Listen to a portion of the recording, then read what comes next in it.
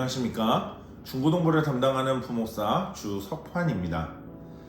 코로나19로 2020년 한 해 각 가정에 얼마나 많은 어려움이 있었을지 많이 힘드셨으리라 생각합니다.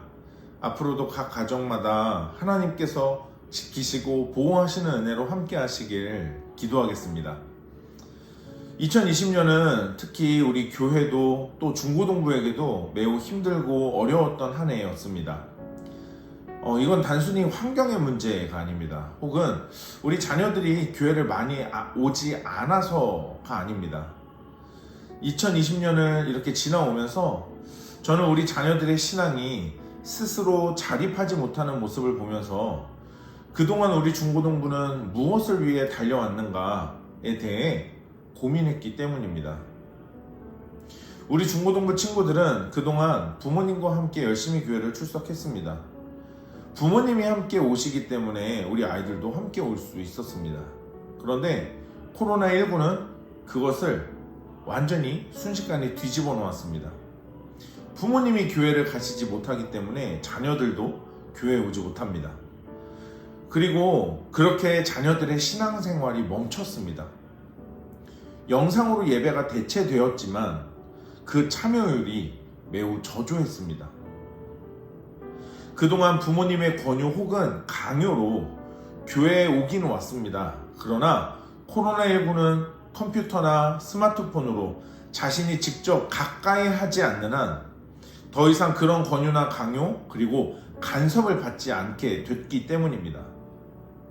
물론 이 문제는 자녀들만의 문제는 아닙니다. 우리 부모님 세대의 문제도 똑같습니다.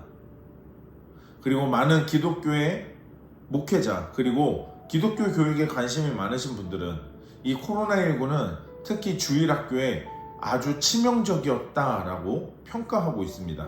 왜냐하면 대부분의 학생들, 대부분의 자녀들의 신앙교육이 멈춰졌기 때문입니다. 그런 의미에서 코로나19는 비록 몸이 교회에 올 수 없는 상황이지만 일상에서 우리의 신앙과 믿음의 자립심이 어느 정도인지를 보여주는 계기가 되었다라고 생각합니다. 하나님의 뜻대로 살고 싶은 간절함과 사모함이 있는 분들에게는 더욱 예배가 그리워졌고 말씀을 가까이 하는 일에 더 절박해졌습니다. 하지만 자립하지 못한 신앙을 가진 분들에게는 코로나19 전이나 그리고 그 이후나 사실 큰 차이를 느끼지 못하셨을 겁니다. 아니 오히려 더 편하다고 생각했을 수도 있습니다. 저는 우리 중고등부 친구들이 이 세상에서 하나님의 자녀로 믿음의 사람으로 자립하기를 간절히 소망하며 맡겨진 일을 감당하고 있습니다. 세상에서 믿음과 신앙이 자립한다는 건 세상의 어떤 풍랑과 폭풍 후에도 믿음과 신앙을 스스로 지킬 수 있는 것이라고 생각합니다. 세상의 흐름에 믿음의 방법으로 역행할 수 있는 결단을 할 수 있는 것이라고 저는 생각합니다. 이런 일을 하기에 우리 자녀들이 아직 너무 어리다라고 생각하실 수도 있습니다. 하지만 아닙니다. 우리 자녀들은 이미 어리지 않습니다. 스스로의 인생의 문제들을 이미 고민하고 있고 그리고 그 길을 찾으려고 하고 있습니다. 이런 과정에 있는 우리 자녀들에게 지금 정말 필요한 건 바로 믿음과 신앙이라는 기준입니다. 믿음과 신앙이라는 기준은 오직 하나님의 말씀을 통해서만 세워질 수 있습니다. 우리 자녀들이 이후에 신체적으로 나이로 자립할 때가 되었을 때 신앙과 믿음이라는 인생의 기준을 갖고 있지 않을 때 신앙과 믿음이라고 하는 그것이 자립되어 있지 않을 때는 이들은 언젠간 교회를 떠날 것입니다. 교회를 떠난다는 것이 교회를 안 나온다는 의미도 되겠지만 다른 표현으로는 교회는 나오지만 하나님에 대한 그 어떤 신앙 고백도 갖지 않고 있는 것. 다시 말하면 모래 위에 쌓은 집과 같은 신앙일 수 있습니다.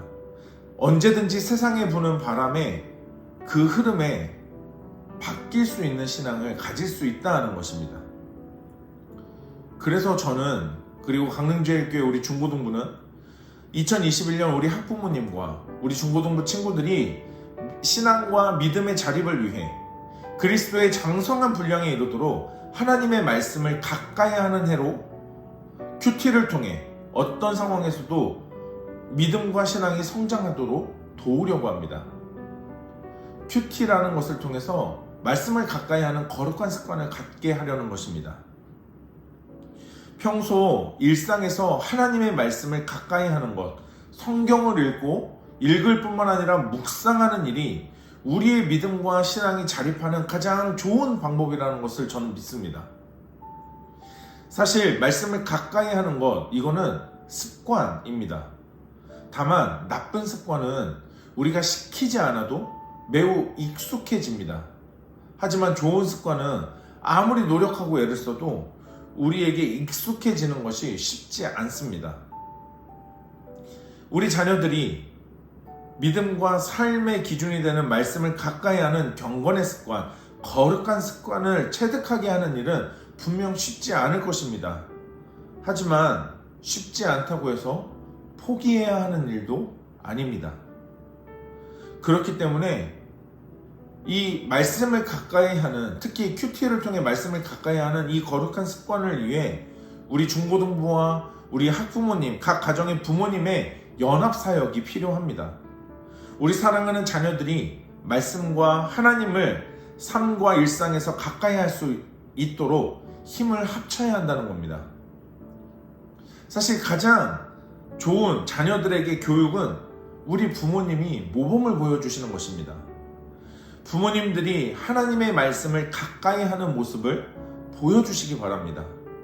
대화 속에서 묵상하신 하나님 말씀에 대해 이야기해 주시고, 그리고 그 말씀을 묵상하고 일상에서 고민하는 모습을 보여주시기 바랍니다.